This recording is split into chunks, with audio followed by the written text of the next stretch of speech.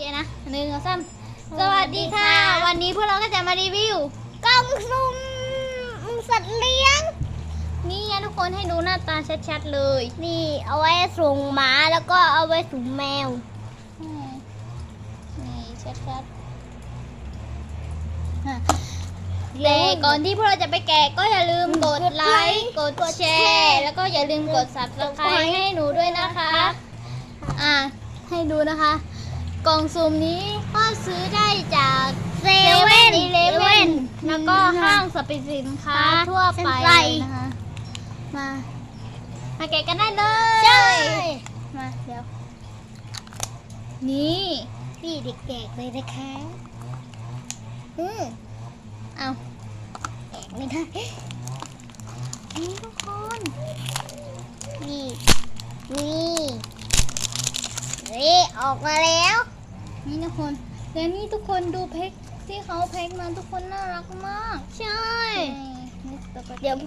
บนแกะได้แล้วเฮ้ยนี่นะคะคุณผู้ชมนี่มีรอยสัตว์เลี้ยงน่ารักด้วยใช่นี่นะครับนี่เขาบอกเฮ้ยตรงนี้มีอาหารเฮ้ยได้เป็นแมวนี่นะครับได้แมวแล้วก็มีอาหารลูกอมด้วยใช่มาแกะกันไหนขอดูหน่อยเป็นอะไรมาแกะกันทุกคนมาแกะตรงนี้เลยเป็นประตูนี่ทุกคนเป็นประตูเดินทางอันนี้ก็คือเป็นลูกอมเฮ้ยน่ารักมากทุกคนลูกอมก็จะเป็นแบบปลานะคะนี่แมวที่ตัวเป็นสีขาวนี่มีลายน่ารักด้วยเป็นรูปนอนตรงนี้ก็จะเป็นใบอะไรนะทุกคนเป็นใบสะสมคอลเลกชันหรือเปล่าใช่เนี่ยทุกคนของหนูได้เป็นตัวนี้เลยตัวสีขาวนี่นะทุกคนน้องน่ารักมากดูสินี่ได้แม่หางลายเนี่ยเป็นอย่างนี้นะครับคุณผู้ชมนี่ได้การ์ดตัวนี้ไหนให้น้องน่ารักทุกคนดูสิน่ารักนี่ผมได้ตัวนี้นะครับเนี่ยเป็นตัวนี้เลยเนี่ยภาพให้ดูเนี่ยเป็นตัวนี้คือแบบว่าน้องน่ารักมากตัวนี้นะครับเนี่ยพี่ชอดูเนี่ยดูนี่เนี่ยนี่ฟังไม่รู้เรื่องอันนี้เขาเขียนเป็นภาษาอังกฤษเนาะใช่พวกเราก็อ่านไม่ออกใช่คือคนทุกคนคือมีแต่คนอังกฤษใช่ไหมมากคือมีคนอังกฤษใช่ไหมที่แบบรู้ใช่ไหมมันอ่านยังไงนี่ทุกคนน้องน่ารักมากทุกคนมีสีขาวแล้วก็สีนี้นะคะอันนี้เดี๋ยวหนูว่าหนูก็จะสะสมไปให้หมดทุกแบบเลยนี่มีแบบแมวดำด้วยนี่พี่ทอยอยากได้แบบนี้แบบนี้ทุกคนแบบเนี้ย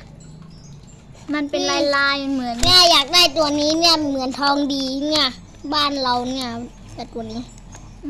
ใช่แล้วก็ถ้าใครอยากได้ถ้าใครอยากได้แบบนี้ก็อย่าลืมไปหาซื้อกันนะคะมีเซเว่นทุกสาขาแล้วก็ห้างสรรพสินค้าทั่วไปเลยนี่เอามานี่เดี๋ยวจะทำอะไรให้ดูนะนี่เดี๋ยวผมจะเปิดฝาตรงนี้นะครับเนี่ยตรงนี้ผมก็จะใส่น้องแมวลงไปนี่นะคะน่ารักมากคือน้องแมวอยู่ในกล่องแบบจริงๆอ่ะ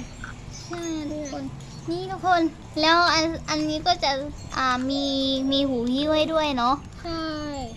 นี่มีรูระบายอากาศให้ด้วยเนี่ยใช่เป็นรูระบายอากาศเขาทำมาให้แบบเหมือนจริงมากเลยนะทุกคนอันนี้ก็มีด้วยรูระบายอากาศเนี่ยทุกคนเขาทำมาให้แบบให้ใส่น้องเข้าไปนะทุกคนแล้วดูน้องแฮปปี้มากเลยแล้วเขาจะทำแบบเหมือนกับของจริงมากเลยนะทุกคนแบบน้องแมวนี่ก็น่ารักไปอีกแบบแถมยังมีขนมนะเป็นขนมรูปปลาให้น้องได้กินแต่เป็นแบบของกินแบบของพวกเราเองใช่เพื่อจะกลายเป็นแมวแล้วใช่ก็อย่าลืมไปหาเอานิ้วเข้าไปได้ด้วยที่คุณได้ชมเอานิ้วเข้าไปได้ด้วยนี่นะทุกคนน้องคือแบบว่าถ้าอยู่ในนี้นี่เหมือนจริงมากเลยนะทุกคนถ้ามันจะแบบยอดขยายรวนใช่เดี๋ยวพวกเราก็จะมา กินของเล่นไม่ใช่กินของเล่นกินลูกอมให้ดูเลยนะนี่พอใส่ลูกอมกับน้องแมวเข้าไปก็จะเป็นอย่างนี้ไงทุกคนมาแกะกันเกือบกินกับพี่ซอเลยนะโอเคนะหอมมากไหนอ่ะอุ้ยกลิ่นหอมมากใช่ได้มากินกันพี่จะเอาสีฟ้าเราจะเอาสีเขียวโอเคมาเดี๋ยวกินแล้วนะครับแมวรสชาติมันจะแบบเปรี้ยวๆนะคะใช่เหมือนแบบเยลลี่ลูกปลาใช่ไหมตอนนึงกินไปแล้วเปรี้ยวใช่ไหมใช่ค่ะก็อย่าลืมไปดูคลิปเยลลี่ลูกปลานะคะใช่คลิปที่แล้วใช่ไหมคลิปอันสุดท้ายใช่ไหมคลิปก่อนที่หน้าที่มาใช่ไหมนี่ให้น้องมีปลาด้วย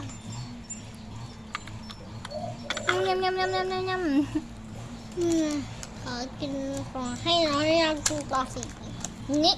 มาสำหรับวันนี้พวกเราขอตัวลาไปก่อนนะคะ ก็อย่าลืมกดไลค์กดแชร์แล้วก็อย่าลืมกด subscribe ให้พวกเราด้วยสำหรับวันนี้พวกเราขอตัวลาไปก่อนนะคะ